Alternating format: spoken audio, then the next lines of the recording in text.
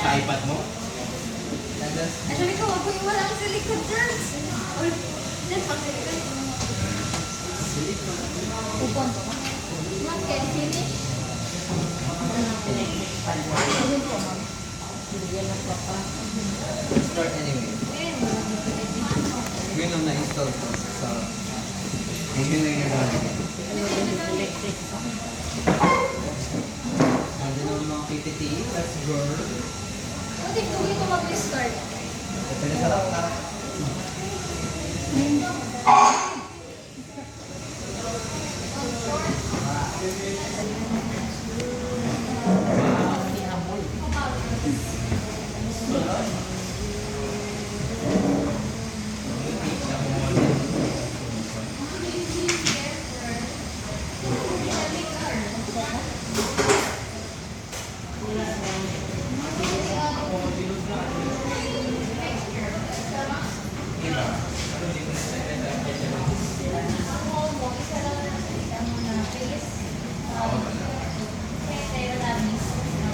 Ito yata.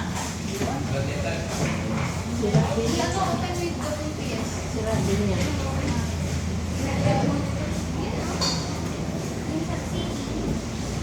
Ayun na pa ako. So, aduan yun. Yung bisa. Okay, it's group must have to ask questions.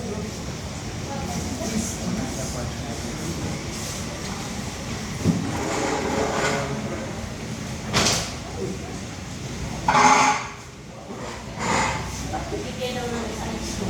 Ito ba isa mo? Ito mo. Okay, thank you. Ay, mag-okay.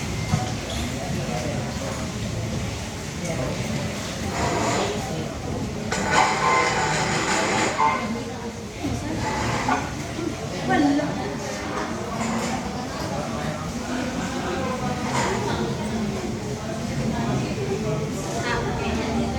Okay, we can start already.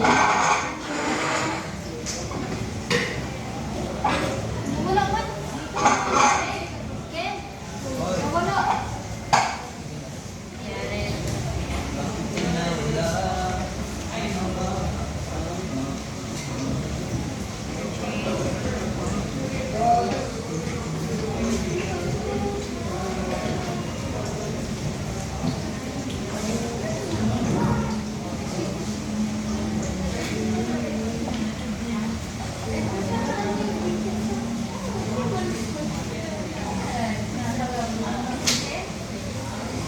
Where is the attendant?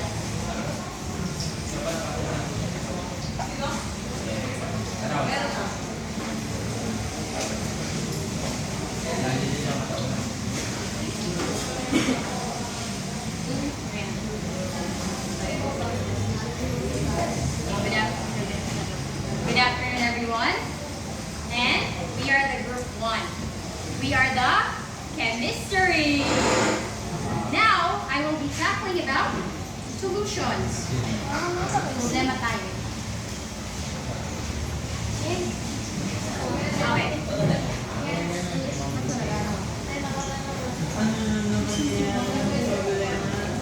Kayo sir, umaman.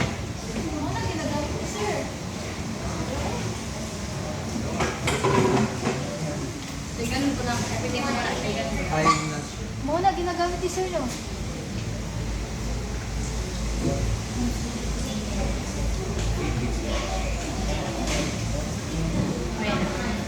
Okay.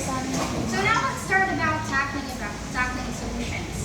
Have you ever wondered how a spoonful of sugar disappears in your morning coffee and how fishes breathe underwater? So the secret lies behind the fundamental concept of chemistry that is all around us. In our kitchen, our ocean, and also even in our bodies. Today we are going to tackle about solutions. We will explore its types and why understanding them is the key to understand the world we live in. Now let's tackle about solutions. its introduction about principles. Now, when we say solution, solution is a homogeneous mixture of two or more substances. And when we say homogeneous, its composition is uniform throughout the mixture, which means that when you see homogeneous mixture, you cannot distinguish the individual components by sight. Okay? So how does a solution form? So what? A solution is formed when a substance called the solute dissolves into another substance called the solvent. So a good example of that is the NaCl, or the table salt dissolves in water. Even though we can no longer see the particles of salt there, the hydrogen, the chloride, the sodium and chloride are still there, mixing with water molecules. Now, we know for a fact that every solution has its own two components, which are the solute and solvent. So when we say solvent, this is the substance that does the dissolving. It usually presents in a larger amount. Let's tackle about an air, mixture of air. So the nitrogen gas, the larger amount of nitrogen gas is the solvent in a smaller amount of oxygen gas. And another good example of that is in a sweetened tea, the water is the solvent. And the seawater, the ocean, is the solvent. And solid, we can tackle about brass, alloy. The copper is the solvent that holds the zinc. But there's actually what we call the universal solvent. Why? Yes. Perfect. Why is water the universal solvent? Because it is the only liquid that can be mixed with many various of substances compared to any other liquids, which means that water is crucial for life on Earth. It is the water, or H2O, that causes chemical reaction to occur within living organisms. Without water, the Earth cannot be called the Earth. Okay, solute. So when we say solute, this is the substance that undergoes dissolving. It is the one that is dissolved by the solvent. It is typically present in a smaller amount. So in a sweetened tea, we know for a fact that the sugar there is the solute. In gas solution, it is the oxygen gas in a smaller amount that is the solute, being filled by the larger amount of nitrogen. Okay. Now, what are the types of solutions? So the first is the solid solutions. As I actually tackled about solvent, solid, liquid, or gas. What I said ago, the alloys are brass, copper plus zinc. It is the copper that is the solvent that is being held, that is to hold the zinc, mercury, gold, liquid and solid mixed in amalgams. Liquid solutions. Liquid, example of this is sugar or salt in water. Liquid in liquid. Alcohol in water. Miscible, when we say miscible, these are the liquids that mix with other liquids. All oil in water. Miscible. When we say immiscible, these are the liquids that do not mix with each other. So instead of them mixing, they would rather just create their own layers. Like the oil, they have their own separate layers which they cannot mix with water. Gas and liquid, carbon dioxide in soda, and oxygen in water. Wow, such pizza. So gaseous solutions. Solvent gas. So solvent is the gas, and the solute, which is typically present in a smaller amount, is the solid, liquid, or gas. Gas is gas, oxygen plus nitrogen, liquid in gas, water, both vapor in air, solid in gas, smoke. There are tiny solids that are being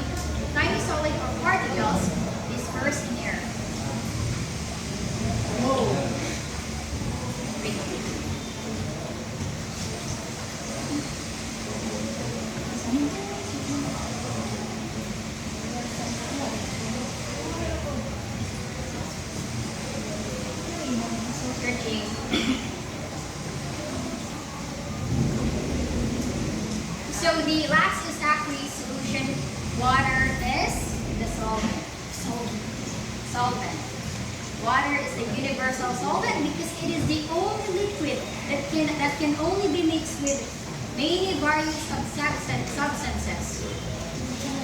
And it is the only one that provides life on Earth. Why? Chemical reaction takes place.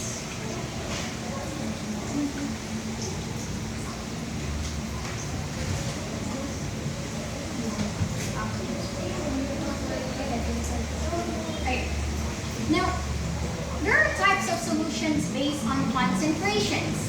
When we say concentrations, these are the amount of solute being dissolved in a specific amount of solvent. There are three types of it: saturated solutions, and supersaturated solutions. We know for a fact that we have been familiarizing these terms.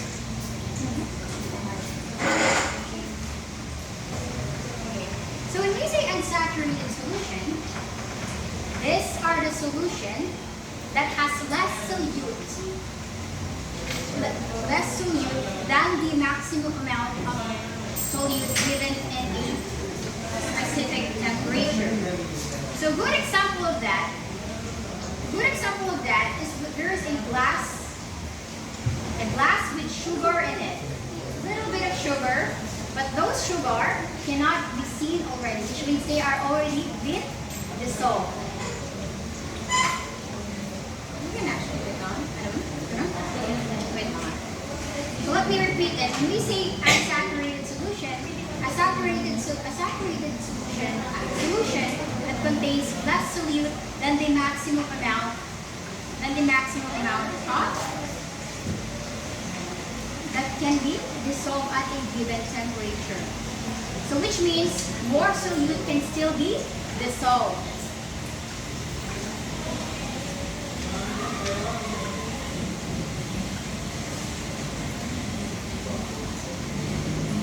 So if you're going to see a perfect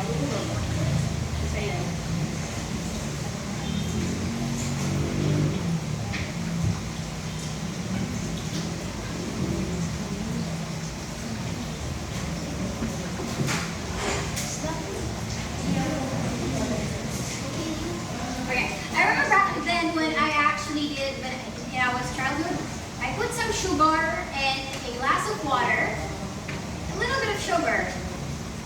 And we can say it's unsaturated because you're not going to see any particles that is being settled in the bottom or sinks in the bottom. So it completely mixed with water. Okay. Saturation. Okay. Nawawala. Parang may sakit na yan.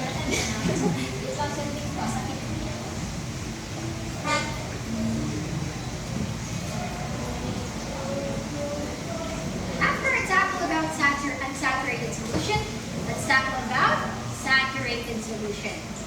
So when we say saturated solution, this is a solution that contains the maximum amount of solute that can still be dissolved at a given temperature. So when this is a type of solution that has the dynamic equilibrium. The dilution and crystallization happens at the same time.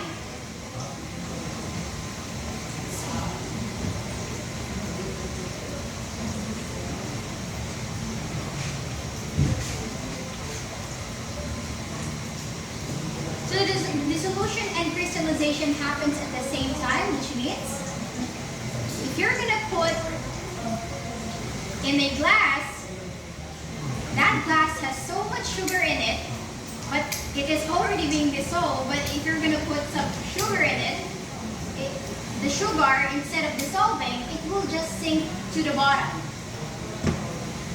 That's what you call unsaturated solutions. Because it has attained its dynamic equilibrium where you can no longer add more solute to that solvent. Unsaturated ba yun? Unsaturated. Unsaturated? Yes. Unsaturated, meron.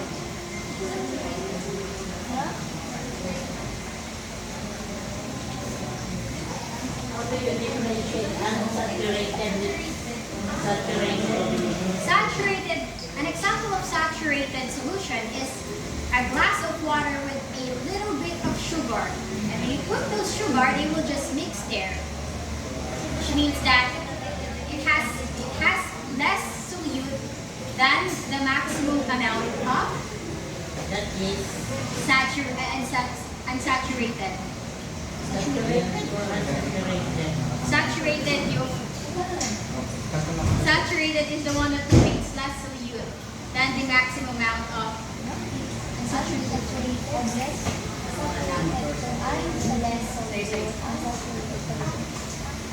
And saturated is the one that has less amount of solute. While the saturated has that contains the dynamic equilibrium. Why? It's because we can give an example of that. What do you mean by a dynamic equilibrium? Dynamic equilibrium, which means it has attained its balance, where you can no longer put more solute in there. And if you're going to put solute there, it will no longer dissolve, as it already previously dissolved the maximum amount of solute.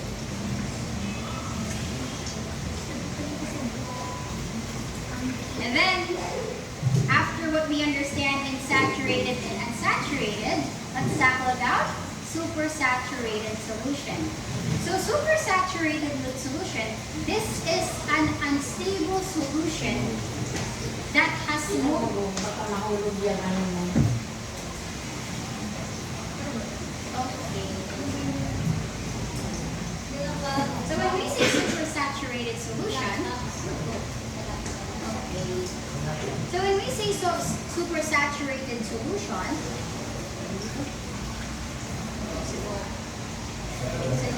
when we say supersaturated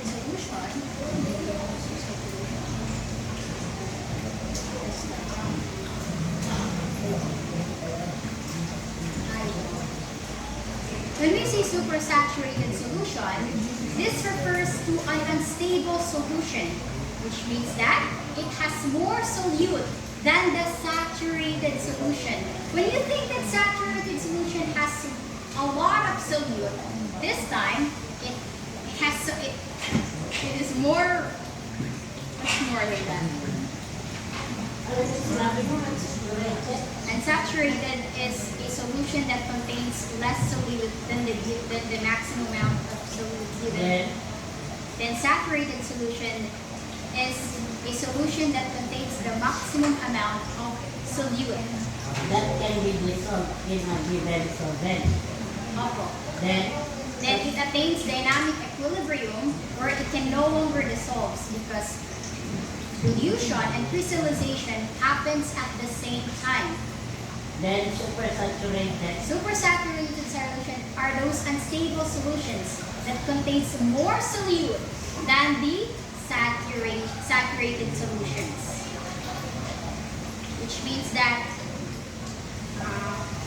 these are created under specific conditions, like when you heat and then you're going to carefully cool it immediately. So they crystallize rapidly. Okay? So the key property is that they are metastable. Metastable. So adding a tiny crystal of seed or agitating that solution will access the solute to crystallize out. Crystallize out rapidly. A very good example of that is the sodium acid. Go na. Sige na. Pinakapad yung pabalik-balik na. Sorry po. Just ano na. Go. Move. Supersaturated solutions of sodium acetate, when a small crystal is added, it instantly crystallizes and form a like hot ice type of solid. So in conclusion, solutions are far more important than they're far better than, they're just more than mixtures. From the air that we breathe in to the very still of our building, solutions are they are important. That's why we need to understand them and identifying their components, the solute and solvent.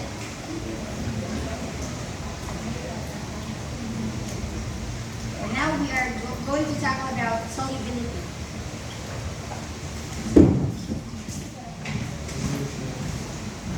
Ano yun? Solution pa kayo? Kasi ka na yung solubility. Under solution. Sinong magano sa solubility? Mag-report. Bali hindi namin bali ano lang po, sir. Na-later on na lang yan. So yung solution nyo, you present first the data.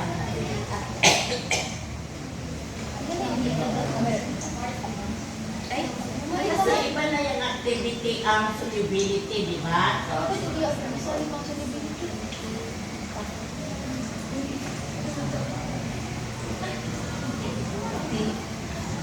the objectives, present first. At the end of this, at the end of the activity, you should be able to one, determine how the nature of substances, pressure, and temperature affect solubility. The two, explain the effect of particle size, stirring, and temperature. Bakit solubility na? Under yan? Under po, Soluble, factors soluble. affecting the ano po. Ay, so yung Yes. solubility is part pala dyan din. Yes. Ano? Go back to the solubility. Matakal din po, ma'am. Parang doon, Mamaya. parang mag-ano lang siya. So, number two, explain the effect of particle size, stirring, and temperature and the rate of solution formation. Number three, operationally define the terms unsaturated, saturated, and saturated solutions, which was already defined by Isnang kanina. And number five, determine the concentration of sodium chloride solution in terms of percent by weight, volume, and molarity. So, first part for the first part of the activity of solutions is the factors affecting solubility. So we have three: the nature of solute and the solvent, the pressure, and the temperature. So this is the procedures. Hindi na tayo mag-paper for pressure, for temperatures.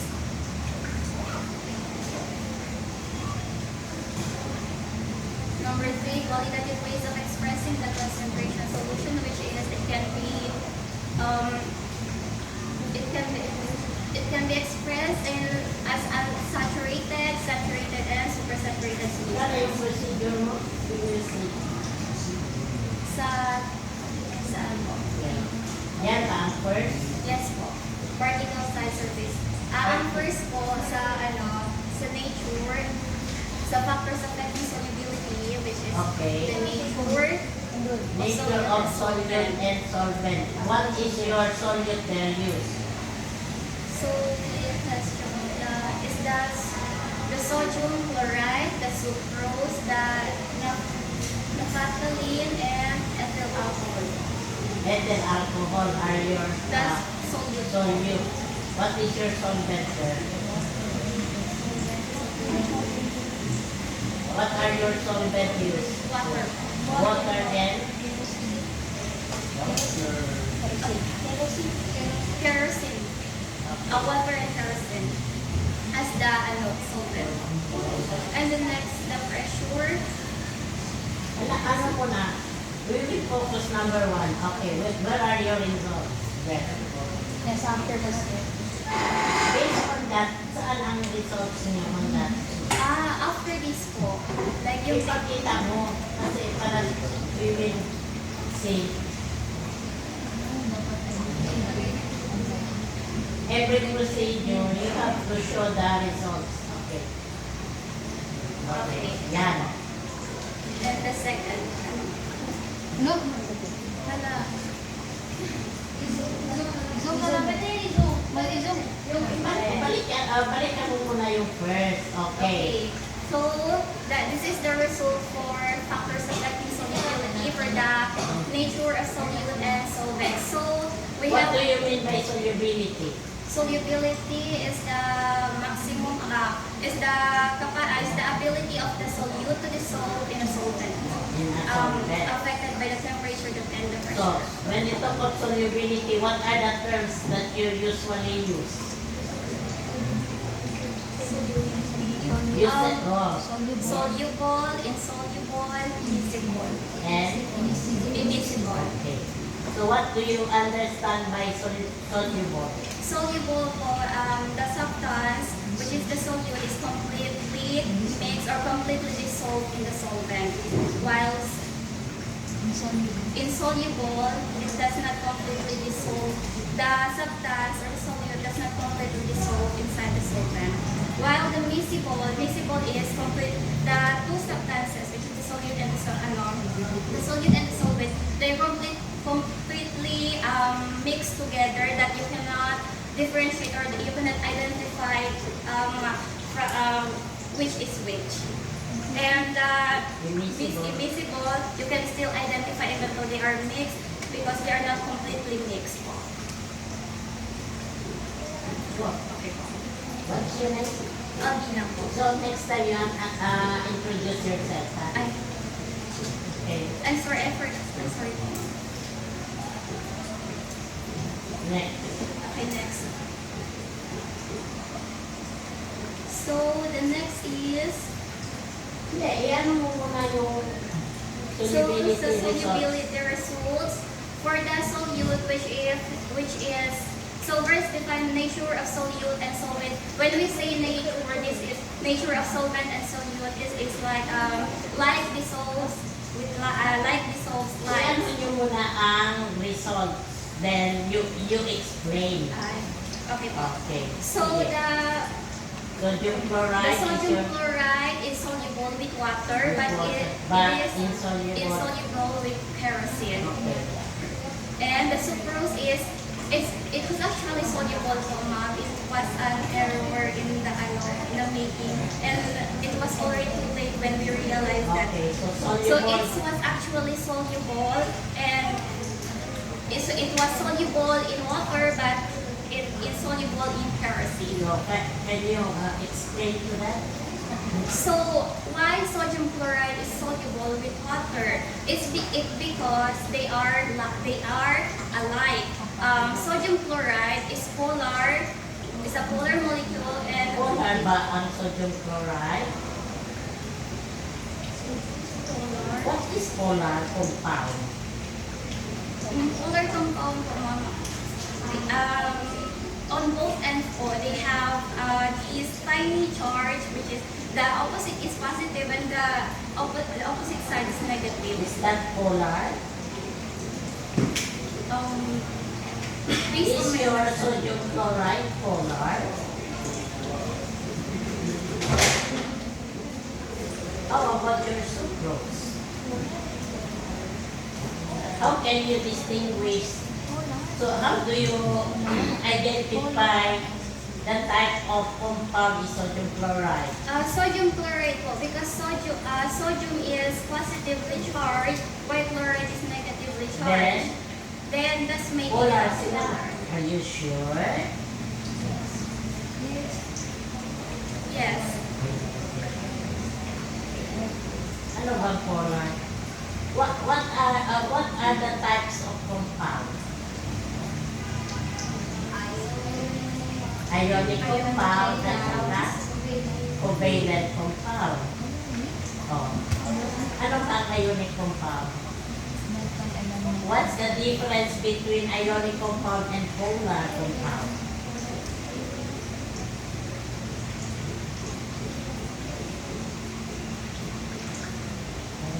Ionic compound. Anybody can answer? Back up from the group. Ang ionic compound po is the ano po of metal cation and non-metal anion. Metal, cation, and non-metal anion. So in your exam, how about polar compound?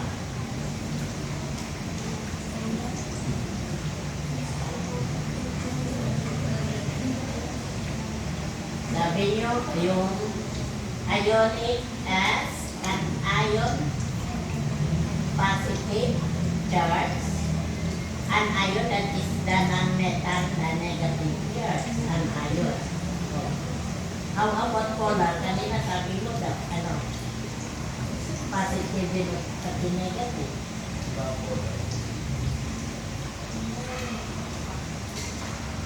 How do you classify water? Polar. Okay. Kerosene. Non-polar. Sodium chloride. Ionic. Bakit ionic? Okay, metal at saka non-metal. Sucrose.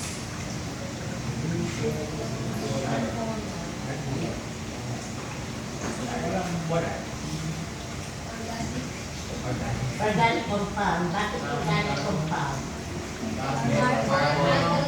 Okay, carbon, hydrogen, at saka oxygen. So, organic compound siya. Ang sodium chloride is ionic compound. Water is polar. How do you? Is it ionic or covalent? Covalent. Ang water? Covalent ba? Covalent? Ano ba ang ano sa ionic at sa covalent? Ionic sabi nyo is metal plus non-metal. So metal plus non-metal equals ionic compound. How about organic? Organic. Covalent. Non-metal. Covalent are organic compounds between non-metals, di ba? Two non-metals are covalent, and their bond is covalently bonded. So, sharing lang sila ng electron. Kapag metal at saka non-metal, huwag nyo akong ano hinakay, mano yun.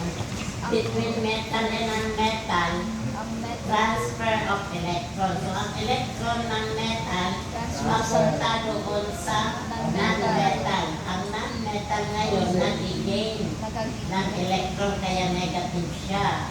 So, ang non-metal, ang metal, nawalan siya ng electron kasi binigay doon sa non-metal, maging positive siya.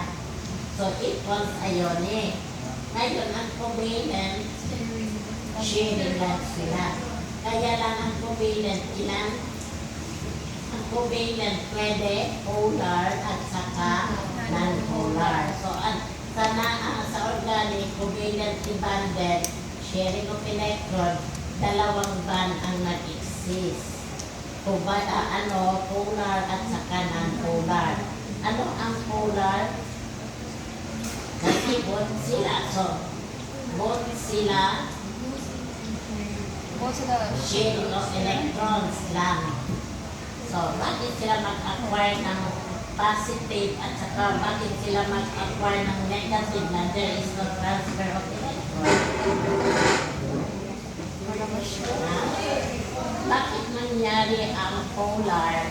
Mag-acquire siya ng positive at saka negative while in fact, nag-share lang sila. Bakit ano ba ang nangyari sa kanila? Bakit sila maging positive at saka maging negative? Ano ba ang basis? Kasi ang non-polar, wala talaga charge.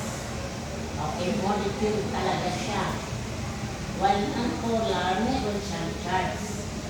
But it is not transfer of due to transfer of electrons kasi they are just sharing. So kung nag-share lang kayo, non-polar, equally sharing sila, non-polar. So kung ikaw nag-share sa akin, equally, we are non-polar. So kung ako ang nagkuha ng madami, ikaw maliit lang ang kinuha mo, ano man yung mangyari? There is an equal distribution of electron. That's the time mag-create na ions of charge, not ions, charge. So, ang covalently depende sa sharing. Nag-share siya ng equal, nag-share kami ng equal, non-polar yun. Kapag siya malakas siya, ako mahina, so nagpupun siya ng electron, ako less lang ako. So, ang less ng is partial positive. Partial lang ako kasi shielding lang lang kami. Hindi mo kami totally cation and ion. So, nag-share lang kami dalawa. Mas malakas siya mag-pull ng electrons, ako mahina. So, ang electrons, saan papunta? Ang punin sa kanya. So, siya ang malakas, so siya ang partially negative. Ako deficient ako ng electron, ako ang maging partially positive. So, meron nag-create ng charge. Nag-create ng charge. Okay? So, naintindihan yun. Bakit siya naging polar? Bakit siya naging non-polar? Okay? So, yan. So, sodium chloride is classified as ionic compound. Kasi metal ng metal. So, total yung kung ako ang metal, siya ang non-metal. Metal ako, yung electron ko, yun ang ibinigay ko sa kanya. Siya ang nag-accept, naging negative siya. So, sino ang mag-accept siya ang negative? Ano yung nawalan? Yun ang positive. So, lahat talaga electrons, yung valence electron ko ilagay sa kanya. So, siya ang anion, ako ang cation. So, ang metal, yung cation, yung non-metal. Okay. That is ionic. Sucrose naman is a larger molecules. Ang water muna tayo is a polar. Bakit polar ang water? Nag-share na kasi yung non-metal. Okay. Bakit siya nag-create ng polarity ang water? Ha? Because of electronegativity. Diba? Because of electronegativity, difference, dalawa kami. So, ano pa, siya ang oxygen, ako ang hydrogen. So, more electronegative ang oxygen, ako less electronegative. So, ano ang pull ng electron? Towards the oxygen. So, nag-create ng tubig ang oxygen ng partially negative. Ako nag-create ng partially positive. So, sa molecule ng tubig, it's